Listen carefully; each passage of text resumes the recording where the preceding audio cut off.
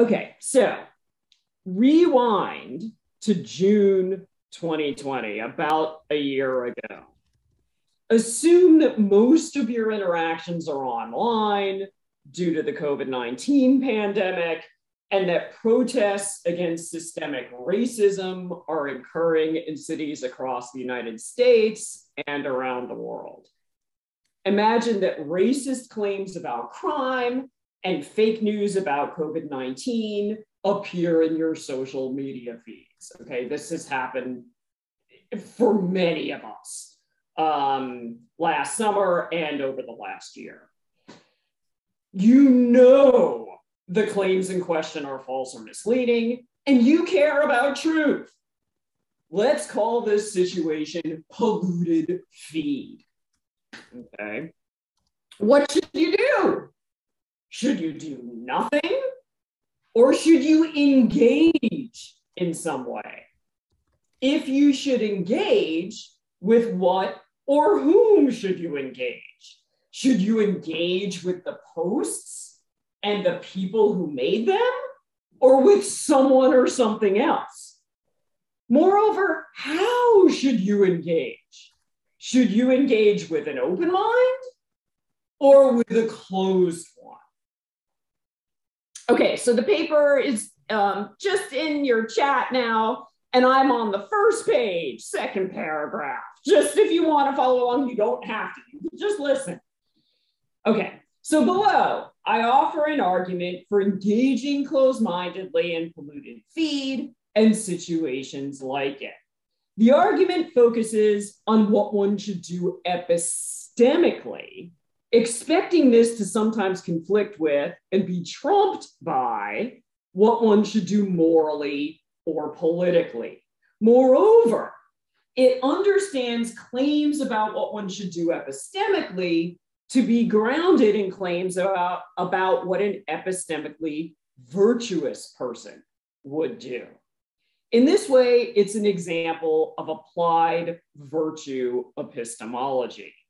Its purview is restricted to people with epistemic virtues of a particular sort.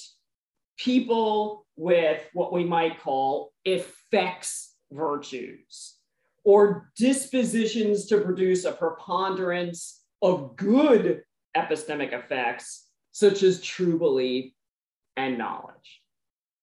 Virtue epistemology has focused on two main kinds of epistemic virtues: effects virtues, which have featured in reliabilist accounts of epistemic virtues, and motives virtues, which have featured in what are called responsibilist accounts of epistemic virtues.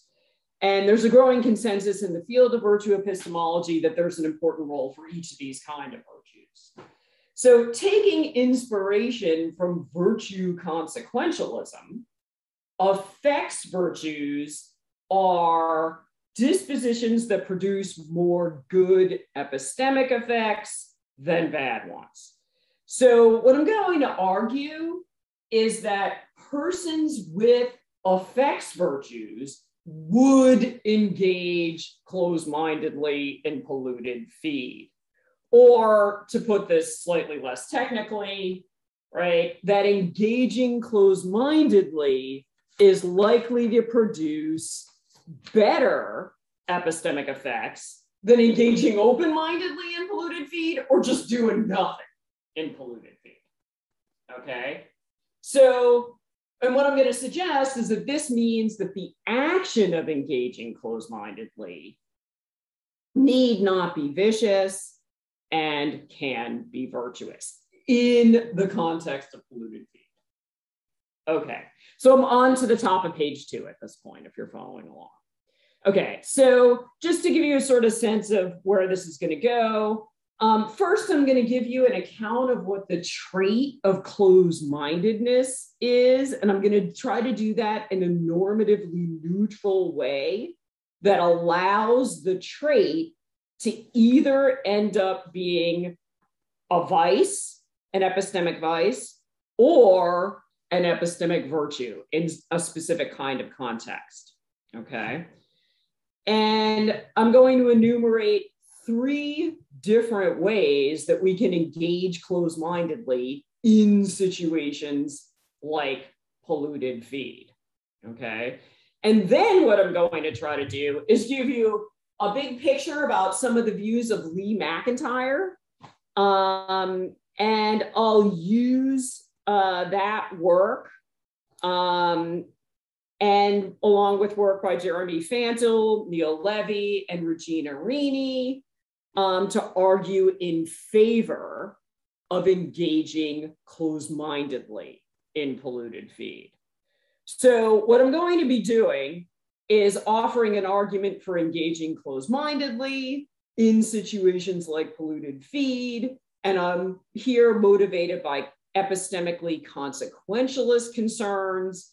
I don't take myself to be providing a conclusive argument. I think that whether the argument's conclusive is going to depend on empirical investigations, and I think it's also going to depend on its ability to reply to objections. And there's some objections at the end of the paper that I probably won't get to. Okay, so the first section.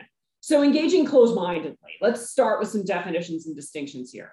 So is there more than one way to engage closed-mindedly in polluted feed, right? And does engaging closed-mindedly, if you do that, does that make you a closed-minded person, right? Does it make you somebody who has the general trait of being closed-minded? So the first thing I want to do is give you a definition of closed-mindedness, okay? Starting with a paradigm case. So suppose Clint, and this is not a polluted feed case. I think this is just what I take to be a paradigm case of closed-mindedness. So suppose Clint grew up believing that poverty is caused by laziness. He's stuck with this belief throughout his life. He's unwilling to revise it and unwilling to engage seriously with any ideas or evidence to the contrary. He dismisses competing ideas and arguments that cross his path without evaluating their merits. And when the conversation turns to low wages as a cause of poverty, he deems it nonsense and may even say as much before leaving the conversation.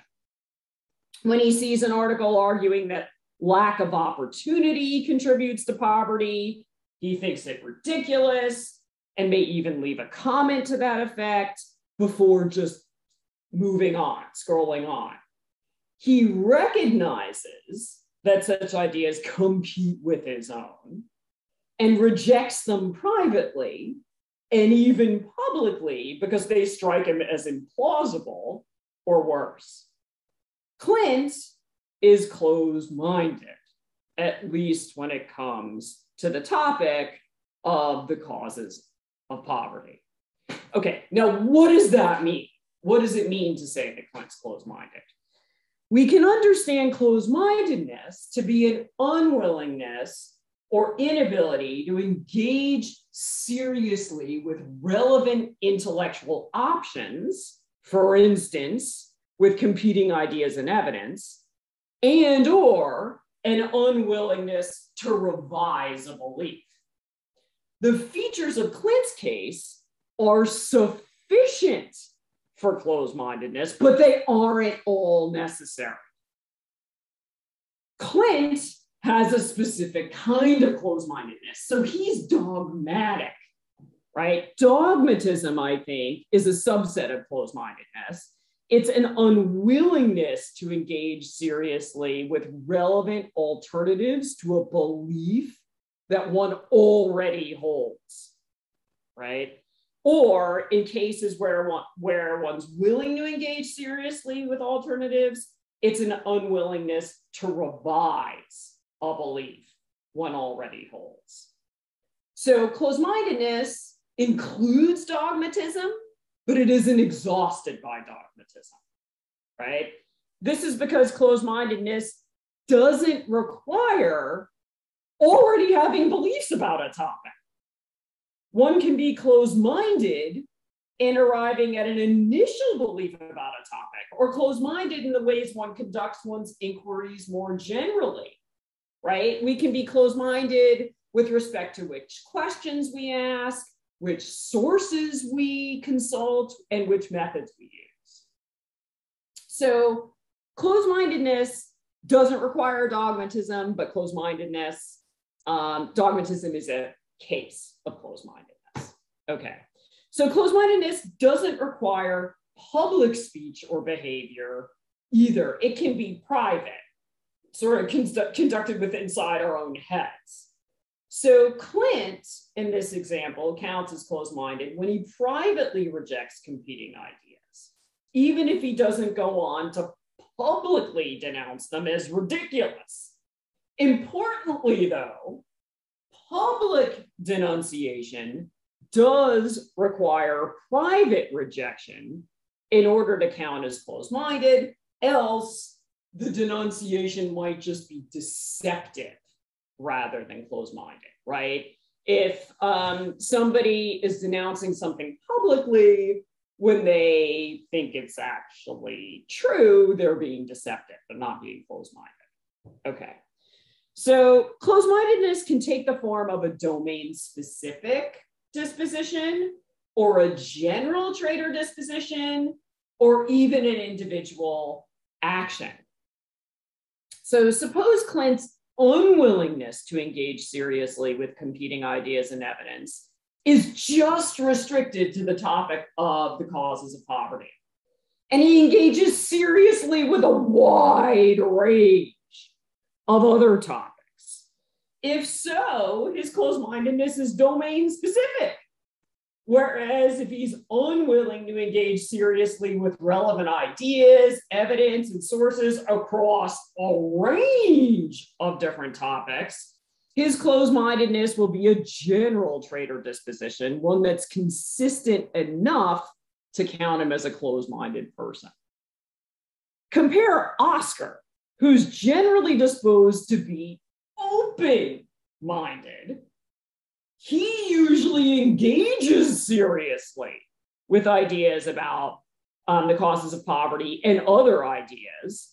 Though imagine that on this particular case, in this particular instance, Oscar falls down, right? He dismisses privately and even publicly a relevant argument about the causes of poverty without weighing its merits. So generally, Oscar's open-minded, but on this particular occasion, right, he dismisses the claim that poverty is caused by low wages, okay? On this occasion, he performed a closed-minded action. He does what a closed-minded person would do when in this situation, but he doesn't possess a disposition, a tendency, right? Whether a general one or something more targeted like a domain-specific disposition to be closed-minded. So following suit, if we occasionally dismiss posts about fake cures for COVID-19, then we occasionally perform closed-minded actions, but we can do that while still having a general disposition of open-mindedness. So performing closed-minded actions in polluted feed doesn't entail being generally closed-minded. Okay. All right, it's safe to assume that Clint's and Oscar's respective manifestations of closed-mindedness are epistemically vicious in the sense that they produce mostly bad epistemic effects. At a minimum, their closed-minded dispositions and actions obstruct the transmission of knowledge and or maintain, protect, and strengthen false beliefs about the causes of poverty. In other words, Clint's closed-minded disposition is an effects vice, and Oscar's closed-minded action is one that a person with effects vices would perform. So by comparison, I'm going to be asking whether the closed-minded action of dismissing posts that we know to be false could produce mostly good epistemic effects, or at least minimize the production of bad epistemic effects, and in that sense, be an action that a person with affects virtues would perform. Okay, so let's talk about polluted feed. All right, some options in polluted feed, and these labels will be important. So this is on page 3, about 2/3 of the way down the page. Okay, so assume that essentialist claims about race and crime have appeared in your social media feeds alongside fake cures for COVID-19. You know these claims are false and misleading, and you care about truth. What should you do? Let's look at 5 of the main options. Should you, A, engage seriously with the posts and be willing to revise your beliefs, or B, engage seriously with the posts but be unwilling to revise your beliefs, or C, engage dismissively with the posts and be unwilling to revise your beliefs, or D, avoid engaging with the posts themselves and be unwilling to revise your beliefs, but engage with other aspects of the epistemic environment in an effort to counteract the posts, or E, avoid engaging with the posts or with other aspects of the epistemic environment and just do nothing. Okay, so there are probably more options than this, but these are the 5 that I considered. Okay, these options all focus on public engagement, which involves communicating with somebody else, for instance, uttering "that's false," right, in response, or commenting that it's false in response to a post. A, right, engaging seriously with the post and being willing to revise your beliefs is a way of engaging open-mindedly. B, C, and D are different ways of engaging close-mindedly, insofar as they all entail being unwilling to revise beliefs that conflict with the posts, and all involve publicly engaging either with the posts themselves or other aspects of the epistemic environment. The last option, E, amounts to doing nothing publicly, whether or not one's willing to revise beliefs that conflict with the posts. Okay, so what I'm going to do is offer an argument for a combined strategy here of pursuing D and C, and to a lesser extent, B, as they're epistemically effective.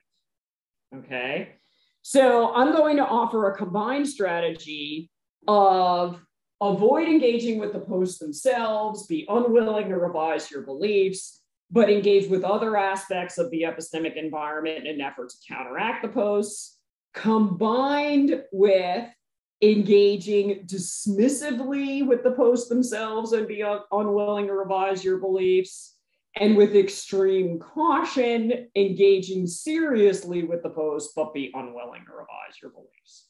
Okay, so I want to say a little bit about what each of these amounts to. Okay, so let's start with C, right, which is engaging dismissively with the posts themselves and being unwilling to revise your beliefs. Okay, and let's use the Clint case to sort of flesh out C. Clint is not in polluted feed. Clint is the person who is closed-minded with respect to the causes of poverty, right? But the features of Clint's case also are features of C. So Clint is unwilling to revise his belief that laziness causes poverty, and he dismisses competing ideas and arguments, thus failing to engage seriously with them. Dismissing competing ideas is one way to fail to engage seriously with them. really roughly, engaging seriously with an idea or argument is a matter of evaluating it on its merits. We have to hear it out, make an effort to correctly understand or represent it, consider whether it's likely to be true, and evaluate whether it employs good reasoning. Serious engagement may also involve weighing the idea or argument against competing evidence and evaluating the reliability of its source. Importantly, serious engagement does not require open-mindedness. Open-mindedness requires both serious engagement and a willingness to revise beliefs. So the rare conspiracy theorist, I take it these folks are pretty rare, but you all who specialize in conspiracy theory can tell me, right? The rare conspiracy theorist who hears you out and admits your evidence has merit, but balks, right? When it comes time to revise his beliefs, they refuse to revise their beliefs. That person engages seriously, but is not open-minded. Now, Clint doesn't do the things required for serious engagement. Instead, after reading or hearing just enough of a competing argument to recognize it as a competitor to his belief, he first privately rejects it as false, and second, right, in some cases, publicly says as much, right? So let's assume that privately rejecting it as false is enough for privately engaging dismissively with a competing idea and satisfying 1 and 2, right? Privately rejecting a belief as false and publicly saying as much is required for publicly engaging dismissively with a competing idea. And that's what we're targeting in C, okay? So in short, one can privately dismiss without publicly dismissing, but one can't publicly dismiss without privately dismissing if one's public dismissal is to be closed-minded rather than deceptive.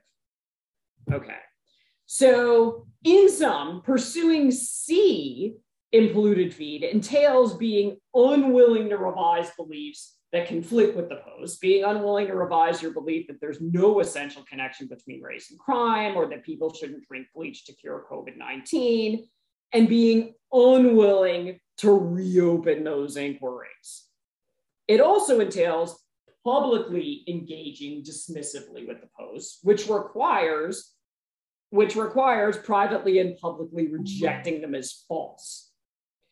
Public rejection can take the form of, for instance, commenting that the posts are false, calling them out as racist, commenting with a link that debunks them. Engaging dismissively precludes engaging seriously. One doesn't evaluate the specific arguments the posts make or respond to them point by point or figure out exactly where each goes wrong. Note that since I haven't delineated a precise boundary between engaging seriously and engaging dismissively, we should expect some latitude in the application of these concepts. And there will be some tough calls at the border here. So if you find yourself posting not just 1 or 2, but a whole bunch of debunking links or replying to many of the points in the posts, then you may have crossed over to engaging seriously. You're no longer engaging dismissively, you're now engaging seriously. Another thing to note here is that though in the Clint case, Clint is dismissing ideas that are true about the causes of poverty, right? Those of us who pursue C in polluted feed are dismissing ideas that are false. So even though we would be dismissing ideas that are false and Clint would be dismissing ideas that are true, we would both be performing closed-minded actions, okay? I think that's a strength of this view. It allows agents to be closed-minded and perform closed-minded actions, whether or not the competing ideas they dismiss are true or false. Okay, so that's C. engaging dismissively with the posts, and being unwilling to revise our beliefs. D is another way of engaging closed-mindedly, at least insofar as it entails being closed-minded about the posts, unwilling to revise beliefs that conflict with them, and involves public engagement to counteract them. But unlike C, D doesn't involve publicly engaging with the posts themselves. It doesn't involve commenting on the posts or calling them out as false or debunking them. It involves publicly engaging with other people or structures in the epistemic environment in an effort to counteract the posts. So, for example, we can pursue D by reporting the post to Facebook or Twitter, or by increasing the frequency with which we post reliable information about systemic racism and COVID-19 ourselves, or by helping others learn how to identify fake news and fallacious arguments, or by publicly advocating for structural changes to social media platforms. By comparison, those who pursue E, the last option, avoid public engagement altogether. Right? So they don't have to be closed-minded. They may avoid public engagement because they're selfish or lazy or cowardly or for some other reason, right? So still, I think one likely path from private closed-mindedness to avoiding public engagement involves ignoring the posts and resigning oneself to the sad reality of a polluted epistemic environment. So one thing to note about the last option, doing nothing, it's not just that we would be doing nothing with respect to trolls, we'd be doing nothing with respect to sincere posts as well. Okay, so just a little bit more in this section. So what's the difference between A and B? Both involve serious engagement, but A is a way of engaging open-mindedly, whereas B, so A says that we can engage seriously with the posts and be willing to revise our beliefs, whereas B says engage seriously with the posts, but be unwilling to revise our beliefs, okay? So A is a way of engaging open-mindedly, B is a way of engaging closed-mindedly. So we can think of the trait of open-mindedness as a willingness to engage seriously with relevant alternatives to our beliefs and a willingness to revise our beliefs. So open-minded actions will be instances of engaging seriously with relevant alternatives and being willing to revise our beliefs. Both of those pieces are required for open-mindedness. So if you engage seriously, but you aren't willing to revise your beliefs, right, then you aren't performing open-minded actions. And we might sometimes see this in rare cases of conspiracy theorists who will engage seriously with our arguments. They hear us out, they correctly represent our views even. They might, in the rare cases, right? They might even admit our evidence has merit, but they still balk at belief revision. Those folks aren't open-minded, right? Even though they're willing to engage seriously with our arguments, they aren't willing to reopen inquiry into whether they're right. They're closed-minded, and they may be engaging with you for some other reason, perhaps because they want you to change your mind, okay? Okay, so in contrast with that, in contrast with A, right, seriously engaging and being willing to revise your beliefs, B doesn't require being willing to revise our beliefs or reopen inquiry into whether we're right. So I don't know if any of you are familiar with this case of Daryl Davis. Some of you might be. So Daryl Davis is a Black musician who's convinced approximately 24 Klan members in the United States to leave the Klan. Davis engages seriously with their claims and arguments. He hears them out. correctly represents their arguments and presents counter evidence and rebuttals, but he does so close-mindedly. He isn't willing to revise his belief that white supremacy is false or reopen the inquiry into the matter, right? He isn't engaging with Klan members to figure out what's true. He already knows what's true, right? He knows white supremacy is false, right? He's engaging with them in order to change their minds. Okay, so we got all the machinery in place now. Okay, you're like, thank God. Machinery's done. Now we get to the fun part. Okay, so now we know what closed-minded actions are, and we have more distinctions than you would ever want about this. Okay, so what should we do in polluted feed? Should we do A, B, C, D, or E? Okay, I'm going to build on other work in this area to argue for a combined strategy of pursuing D and C, and to a lesser extent, B. Okay, so I'm going to skip. Let's skip directly to McIntyre's argument. Okay, enough with the philosophical theory here. Okay, so McIntyre's argument. So this is on page 6.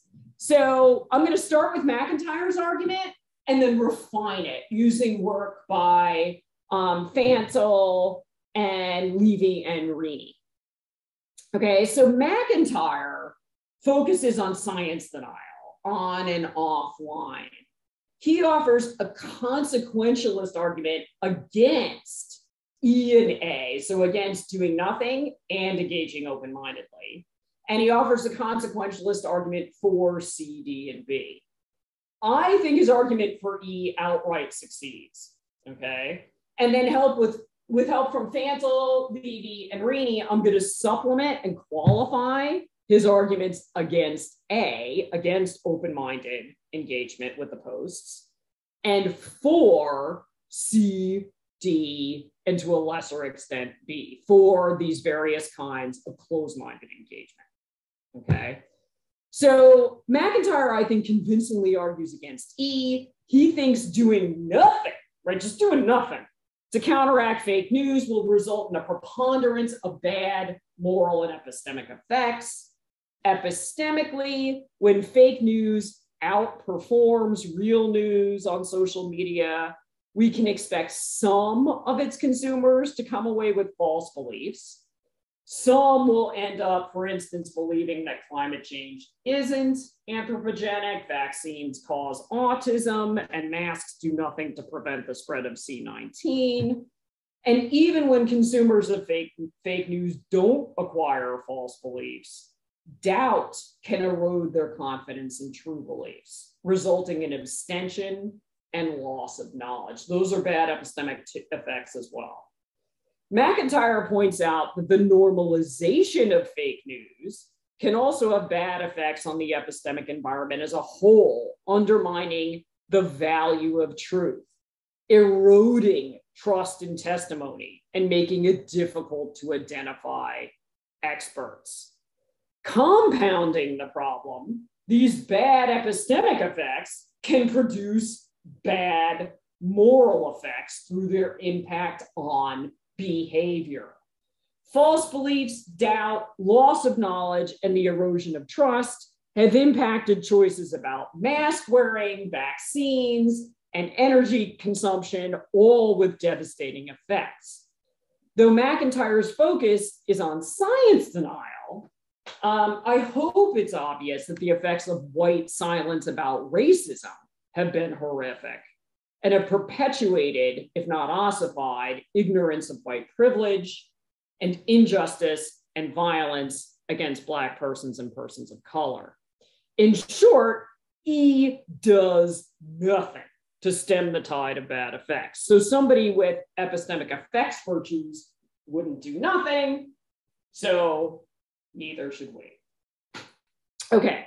McIntyre also gets us started on an argument against A, open-minded engagement, though the worries he raises, I think, might also apply to B.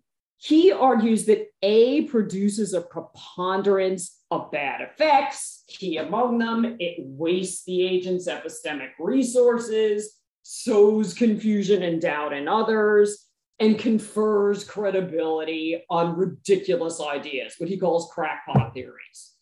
He thinks scientists who engage seriously and open-mindedly with crackpot theories will amass epistemic opportunity costs, since serious engagement requires time and resources that would be better spent investigating theories for which there is some evidence.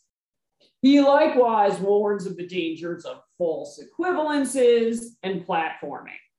Roughly, on his view, one makes a false equivalence when one publicly engages with crackpot views as if they were credible. And he thinks platforming is a variety of this in which one provides a platform for seriously engaging with a crackpot view alongside epistemically justified views, often in the form of panel invitations in the media or at universities and so on.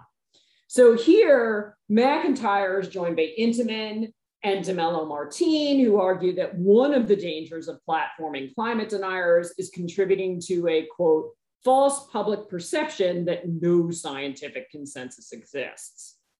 Treating deniers as if they were experts and their views as if they were justified contributes to public confusion and doubt. McIntyre is likewise joined by Levy, who argues that platforming produces misleading higher order evidence for the expertise of the speaker and the credibility of their view, making it difficult to figure out who's an expert and who isn't. Okay. McIntyre rightly points out some of the bad effects of open-minded engagement. One worry is that the bad effects that he identifies aren't going to be unique to open-minded engagement. Serious engagement may waste time, sow confusion, and confer credibility on crackpot views, whether it's open or closed-minded. So they might apply to B2.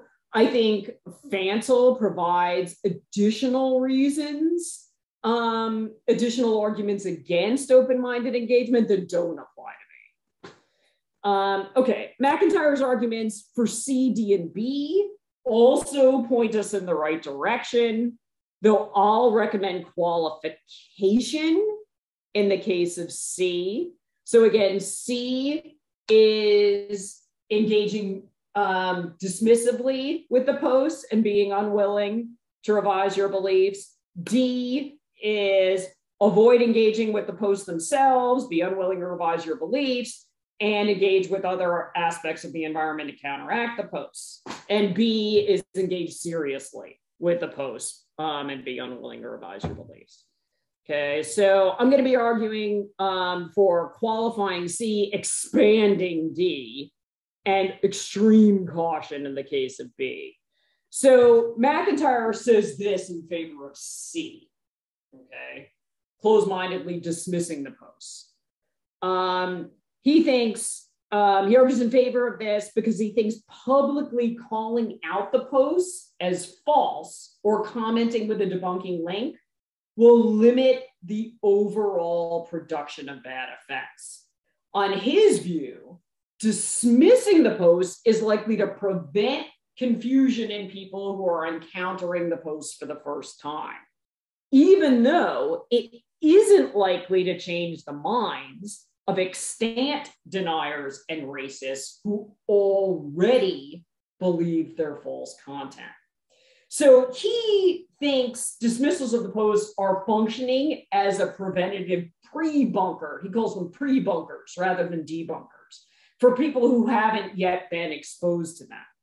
He likewise suggests that even when pre-bunking isn't possible, because they're just all over social media, it may still be helpful to dismiss posts and debunk them immediately after somebody's exposed to them, because that can prevent false beliefs from taking hold.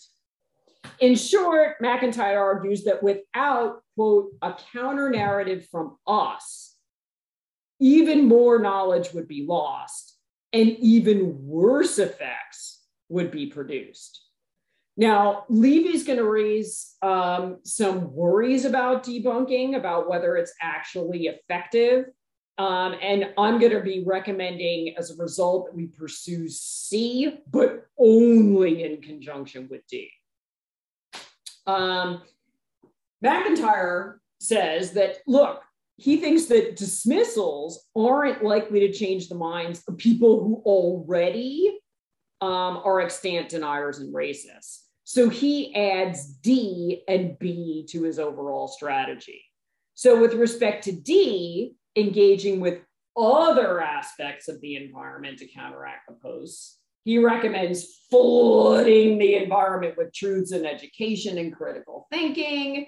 He sees education as especially important for the yet to be exposed and the recently exposed, and bombardment with truths as important for everyone, including extant deniers. So on his view, bombarding deniers with truths in what he wants to say are non-threatening ways, he thinks that's important, will eventually help to change their minds via repetition effects. So I agree that D should include these features, but I think they don't go far enough.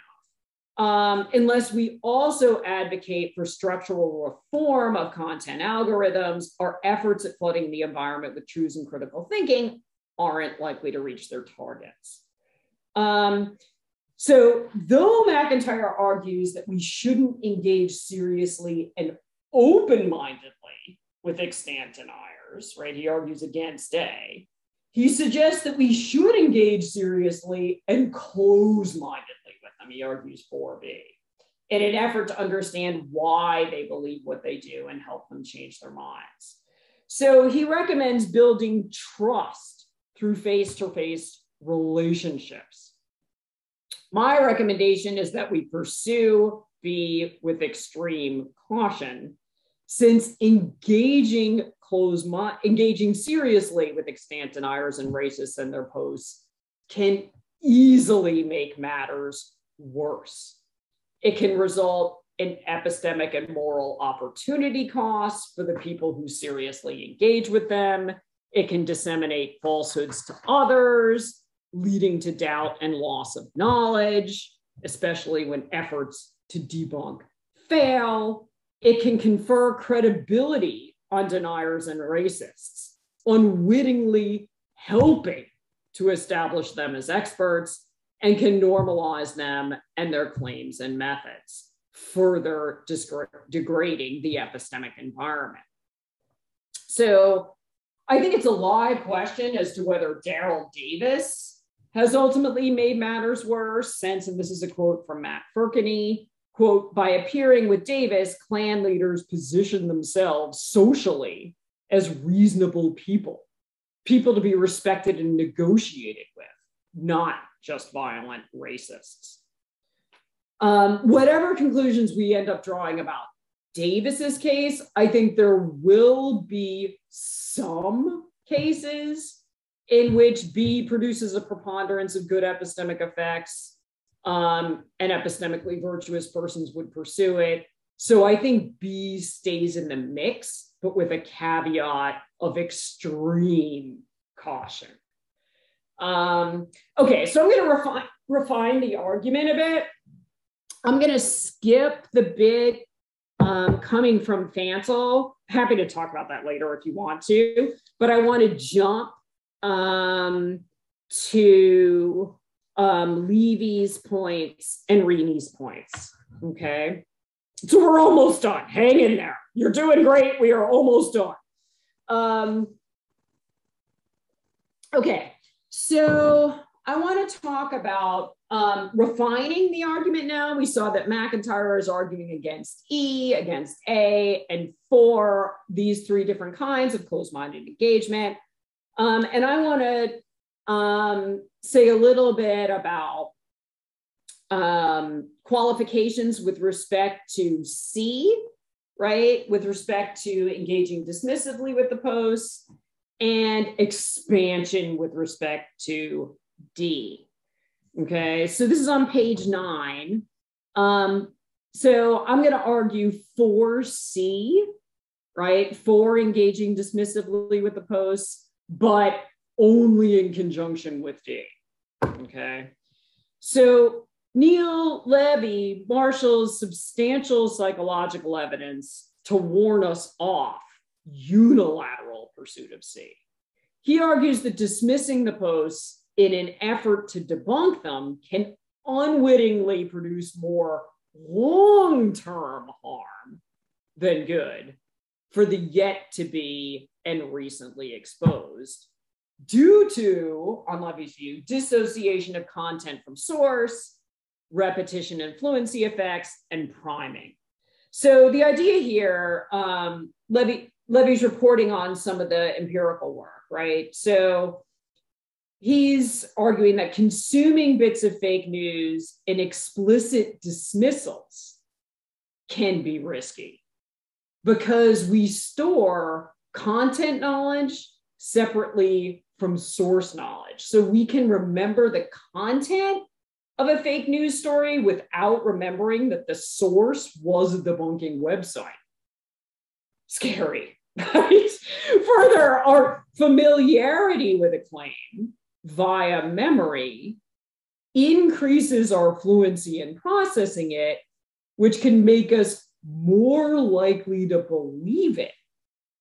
In Levy's words, quote, even when repetition is explicitly in the service of debunking a claim, it may result in higher levels of acceptance by promoting processing fluency. So even when you read, even when you're debunking somebody's post on your feed by just posting a debunking link, right? That can, because of repetition effects and the dissociation of content from source, end up with long-term effects of facilitating belief in the false claim that you're trying to show is false. You're trying to debunk. That's the idea, okay? This means that even if McIntyre is correct and pre-bunking and immediate debunking do prevent false beliefs from forming in the short term, they can still facilitate the acquisition of false beliefs over time. Adding insult to injury, even when repetition of the false claim P doesn't result in the eventual formation of a false belief that P, it can still impact cognition through fluency and priming. Repetition of the claim that race is essentially connected to crime can still slow our processing of positive claims about Black persons and persons of color and prime us to remember negative true claims. So the upshot is we should be wary of the long-term effects of C. All told, McIntyre's and Levy's arguments about C show us that it should be pursued, but it shouldn't be pursued alone. It should be pursued because without it, more people would believe falsehoods in the short term, if McIntyre's right, okay? If we don't dismiss essentialist claims about race and crime or claims about 99% of C19 cases being totally harmless, more people hearing them for the first time will come to believe them. But C shouldn't be pursued unilaterally because it can lead to bad effects in the long term through the repetition of falsehoods and priming.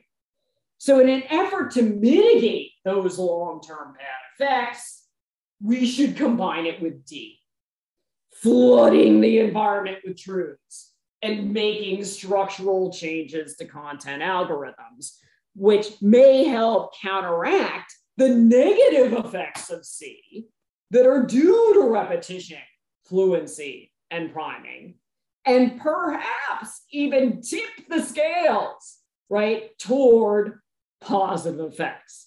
Of course, unsurprisingly, right, these hypotheses require empirical testing. Okay, so last bit here, 4D.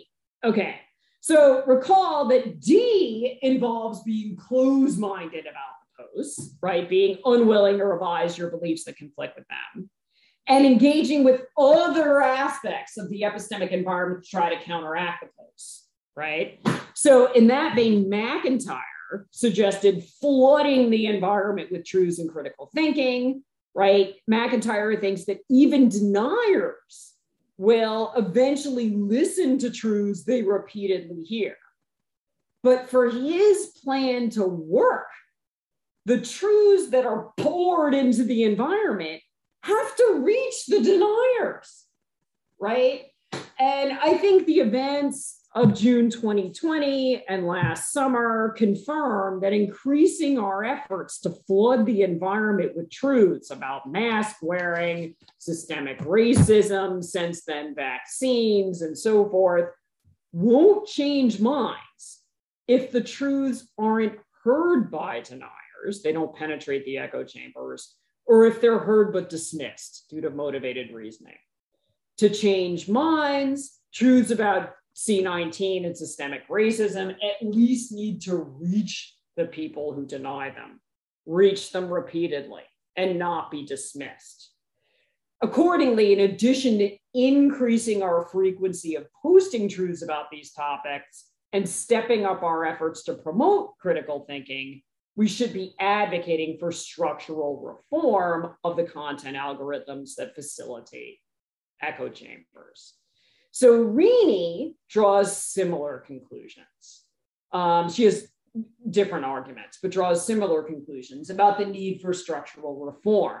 She says this, quote, if we want to solve the problem of fake news, we need to look beyond individual practices. We need to look at institutions. She insightfully argues that we should use structural mechanisms to reduce bad effects. For instance, we should report suspicious posts to media platforms so they can be fact-checked, labeled with a warning, and assigned a lower weight in content algorithms. Now, at the time I wrote this, Trump was still on Facebook and Twitter, right? So, and at the, things have changed a lot in a year, right? So, but at the time I wrote this, Facebook and Twitter weren't banning Trump, right? What they were doing was labeling the posts and labeling the post with a warning so that you had to click on the warning in order to see the content of the post. Okay, so some of that has changed, and there have been high profile news stories about this. So putting all of this together, I've been arguing that we should engage closed-mindedly in polluted feed. As a group, we should divide our epistemic labor among the activities in D and C, and where effective, B, right? We should dismiss and report false and misleading posts while advocating for structural reform and pouring truths and critical thinking into the environment. We should also be alive to opportunities where B will be effective in changing minds. So which of these routes should you pursue in a particular instance where somebody has just posted on one of your feeds something that's false, right? That will depend on the exact features of the context and your role in the group, I think. So for instance, there may be contexts in which you should pursue B instead of D and C. None of us individually can solve the problem on our own, and even individuals coordinating to divide our epistemic labor won't make much progress without structural reform. Okay, I'm going to be quiet now. Thank you all so much for tolerating me for the last hour. I'm very grateful. And I really, really look forward to hearing your ideas and questions and thoughts. Thank you.